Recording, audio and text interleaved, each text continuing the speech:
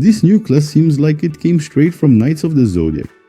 It's been a month since I posted the first devlog of this game, and now you can understand more or less how much I can advance with a month of production. Since in the first video it had been about 1 week since that famous blank screen of Godot, where you still have nothing to put on it but full of ideas to start. While today I am already presenting here some new classes, new abilities and other mechanics that I am adding. Who joined along with these classes, the game is getting better and better, and even testing the game I'm having a lot of fun. And since I know that those who came here want to see the game's updates, so I'll go straight to them. Until then, the game had 2 classes, which were the 2 initial classes, the Apprentice and the Disciple, which I had already shown in some previous videos. If anyone wants to check it out, okay, I'll leave the previous videos in the description, and there's a playlist for anyone who wants to follow everything on the channel. Well, and it was about time for me to start creating some more interesting classes, right? Because starter classes are for that, they're to begin with, and now we have more specific classes. So I decided to start with the physical classes, right? Which would basically be the next classes after the Apprentice, being the Warrior or Knight, I haven't decided on the name yet. And the Hunter, which would be more or less the Archer, right? Well, initially using that little table I used to balance abilities and create new things, I needed to create how each one's abilities would be, and roughly what the focus of each class would be, right? Well, it's actually quite easy to guess what the focus of these classes is. With the Knight being a more tanker melee class, right? You can understand because they use heavy armor, and that's pretty much what Knights or Warriors do in role-playing games. Why the Hunter or the Archer would be more focused on ranged attacks and would need some mobility to position themselves in safe spots and hit their enemies without much difficulty. So, thinking about that, I created some abilities for each of them. I'll start with the Knight. The Knight has some melee attack abilities here. Being this the introduction within the game and the first area abilities in the game, I created here, with the spear being one of the Knight's main weapons, I created the thrust ability, which is a straight line attack, but it is always a strike with melee combat, okay? Regardless of the weapon you are using, you will use this move in melee combat. You can even get the idea because the spears can attack up to 2 squares ahead. However, using this skill, you need to attack exactly in front of you, which is not a problem, since this skill is an area skill that targets in a straight line of up to 3 squares. So in a way, if you use it correctly, you can hit enemies even from a farther distance than the spear, as it will reach 3 squares ahead. And unlike the spear, it will hit all necessary enemies. And balancing this skill wasn't very difficult. Since I put some restrictions on them, you can only use this skill with certain weapons that have the piercing property, which would be basically daggers, swords, spears, and this skill would always be a melee skill. So, you miss the chance to use, for example, a bow and attack in an area from a great distance, especially because that wouldn't make much sense with the piercing ability. But on the other hand, it is an ability that doesn't consume mana, nor does it have a loading time, and you can attack in an area having a strike of 100% of your normal attack, so it would even be a better attack than the normal one. Unless there are some allies in that straight line, because friendly fire here will be quite present. Another ability extremely inspired by Final Fantasy X, in one of my favorite classes in the game, which is the Dragoon, it has a jump ability, but I didn't want to do it the same way as the Dragoon. The Dragoon is a class extremely focused on this ability, with all abilities aimed at enhancing it, but here the jump will serve much more as a movement ability. Before I said that every class, every character will have 2 types of range, the weapon range and the range of abilities. This way you take advantage of the range of the abilities to jump over an empty area and deliver an area attack on all the enemies around that area. It will serve very well to position yourself and even to attack multiple enemies at the same time. And to balance this ability, I needed to add a small mana cost to it and make some modifications, given that it is an ability that has only 1 slot, which is something I also explained. If anyone wants to check the videos, the slot will be used to improve the abilities and won't deal as much damage as the basic attack, since it has many other functions like area attack and movement embedded in it. The following abilities of this class will be buffs and debuffs. Simpler things that I haven't implemented yet since I am introducing them here.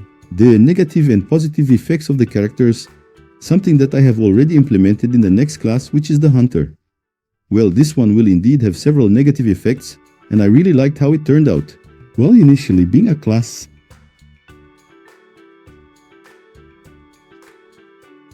and the distance, I wanted to cause negative effects that would make it difficult for enemies to get close to him. Since the gameplay of this class would basically be that you keep your distance and manage to kill as many enemies as possible. So I created here the first negative status effects in the game.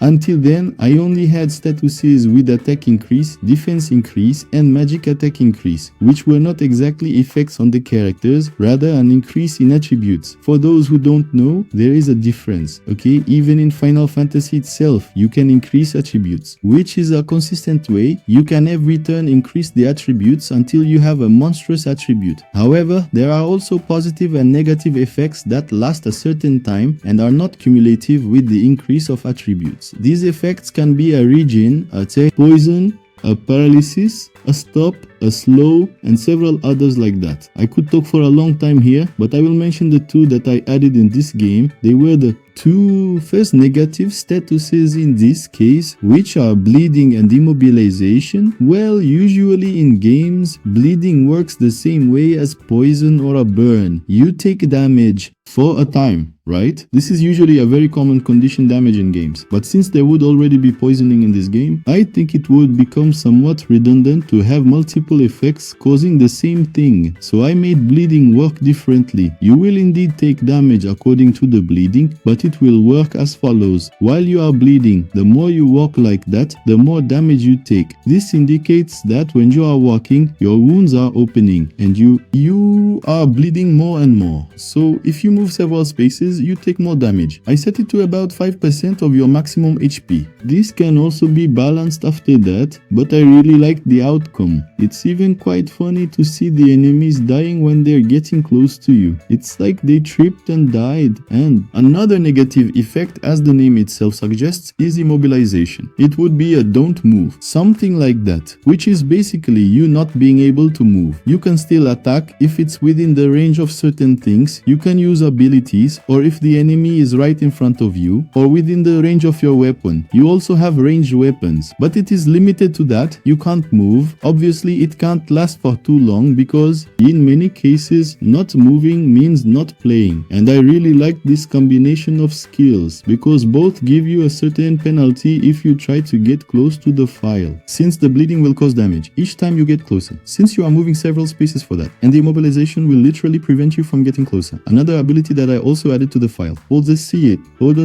payer. It's about the charged attack. In Final Fantasy Tactics, the archer basically had this. You had a single ability for the archer, and there were levels of this ability, which was charge. You aimed for a long period of time, and the longer you aimed, the more damage you caused, which admittedly is a very bad skill. But people didn't even use it properly, because it would be very easy for the enemy to simply move away from where you were aiming. You stayed there for several turns just to miss the attack, and even if you hit, in the end, it wasn't that much more damage. It was much better to just attack and be sure to hit the enemy and that they wouldn't leave that area. So I tried to balance this a bit here. I made it so he doesn't waste so many turns like that, and there is a significant increase in damage. And the combo I mentioned to you before was basically immobilizing your enemy and then charging an attack on him. I hadn't thought of that, but it really works. The enemy won't be able to leave the spot and will take a much more powerful. One thing I also added in the charging of the abilities, this works for all the abilities in the game. If for some reason your turn comes before the ability's loading time ends, you will use the ability right then before your turn. This is regardless of how many turns are left to use the ability. So even if I need to load, I don't know, 10 turns, 20 turns, if my turn comes in 5 turns, I'll use it in 5 turns. What really alleviates that bad situation of your turn coming up and you're still charging the skill. You have nothing to do. You have to stay there because if you attack or do something else, you'll stop charging your skill. So it kind of forces you to skip the turn, and that was horrible. So this was a way I managed to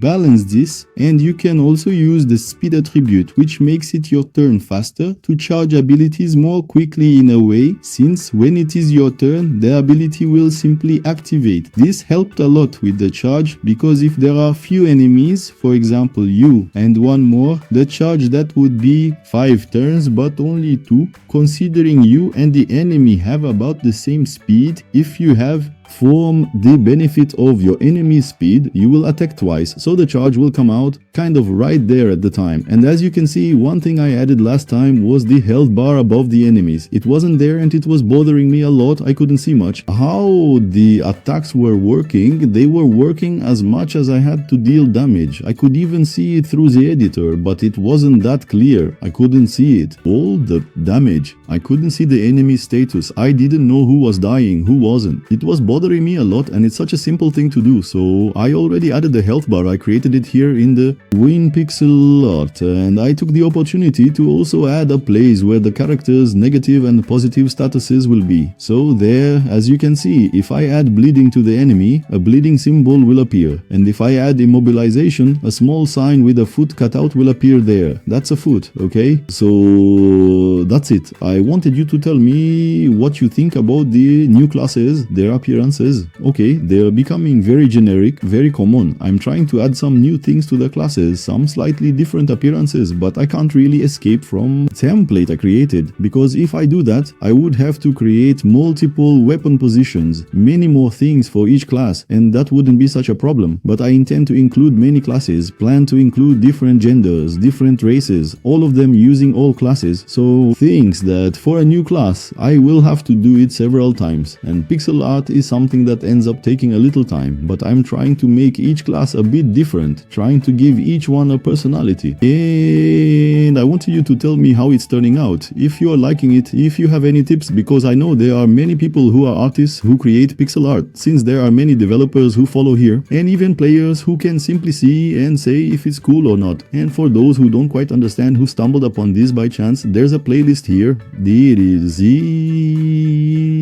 This is the fourth vlog, which shows more or less from the first week until now, completing 1 month of development, 1 month and 1 week more or less, since it's been a month since I posted the first one.